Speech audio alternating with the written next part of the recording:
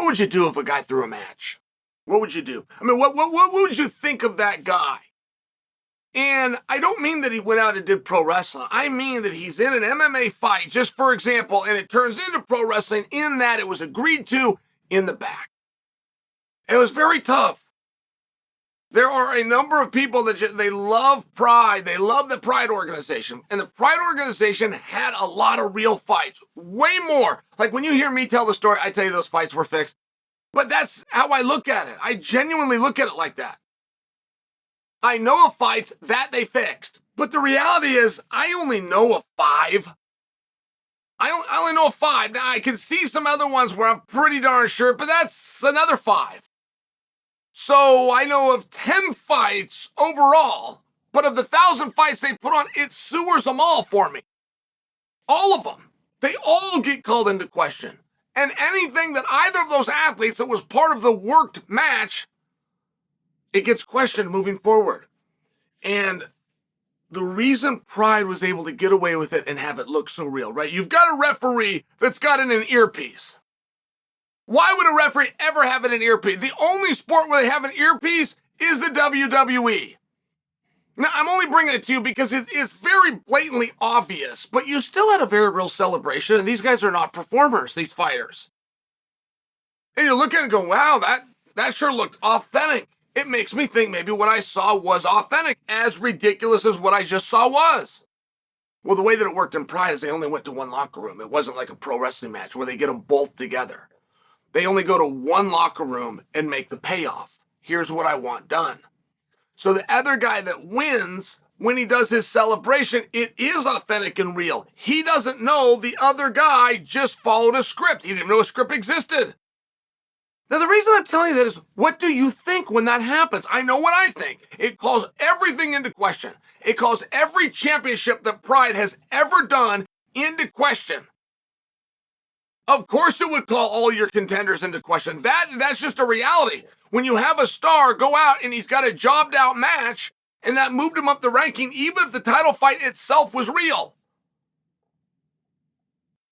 It's the journey to get there, and it becomes a problem, at least for me. I'm sharing my opinion with you, okay?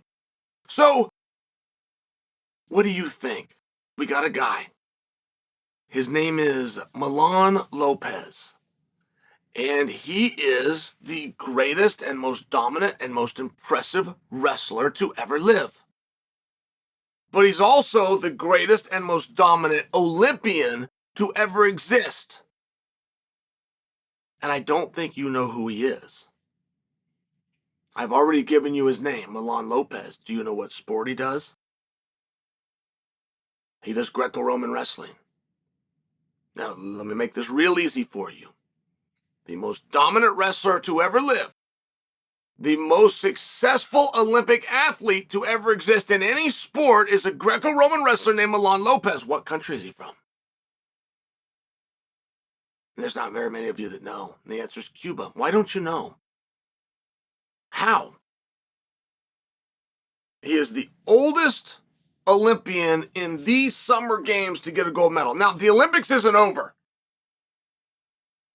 So how can I make that claim? He's 41 years old, and there's no 41-year-olds that are going to win a gold medal aside from him. There's none that have won a gold medal. In fact, in the gymnastics and the track and field, they are half his age.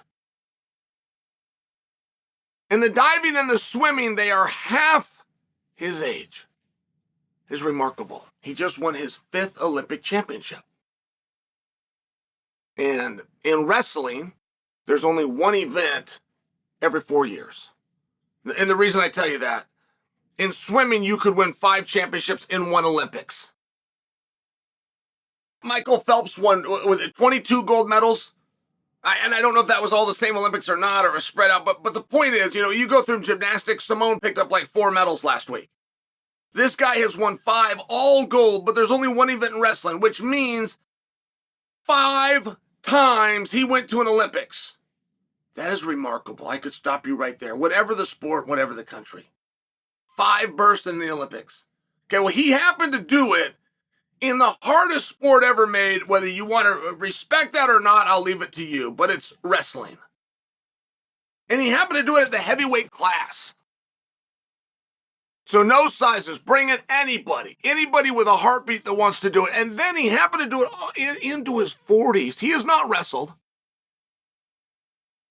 He's not wrestled since 2021 Olympic gold medal match. He did not have a match. He did not have to qualify. He didn't have to go through a national process. Cuba said, hey, if you come back, you're the guy. He had not put a singlet on and got on. He had not wrestled until the Olympics 4 days ago. And he won all 4 matches, and he won his 5th gold medal. There is no story remotely close to this gentleman's story. He has a record in more categories than anyone else has ever dreamed of. He is the oldest Olympian to medal, let alone gold. That right there is front page worthy. He was in his 5th, I apologize. This is his 6th Olympics. He didn't win the first one. It's his 6th Olympics. No one else here in any sport has done that. 5 up, 5 down. Nobody in any sport has won the same category over 5 Olympics. There are people that have gotten medals, particularly in track and field, but not the same one.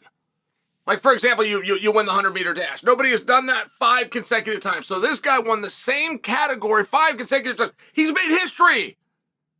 His name is Milan Lopez. He's the Greco-Roman wrestler from Cuba. You did not know that. Why? Why is he not sought after? Why is the NFL not coming and trying to scoop this guy up? Why are they not worried about him defecting? Why is he not the sponsor? So you get the Snickers and the Coca-Colas and these brands out there that are part of this. Why is he not the face of that? Why doesn't he have any of that money coming in? Why do you not know who he is? Why did you not just hear the story ever that I just told you when it went down 48 hours ago and the Olympics are still going on? And the answer is, in his career, he got bought off. Answer is, in his career, he was paid money to lose matches, and he took the money and he lost the matches.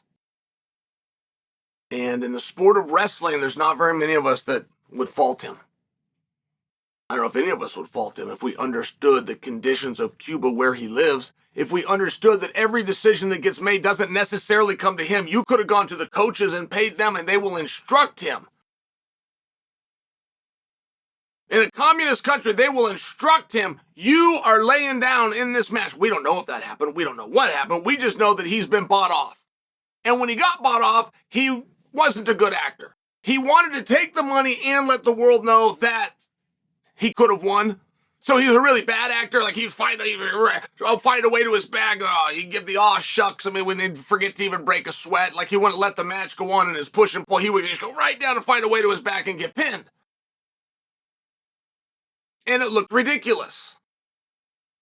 But he thought he had pride. I got too much pride. I can't let anybody think that these guys can actually beat me. So I'm going to take the money. I'm going to make it look like crap. I'm going to bring wrestling into question.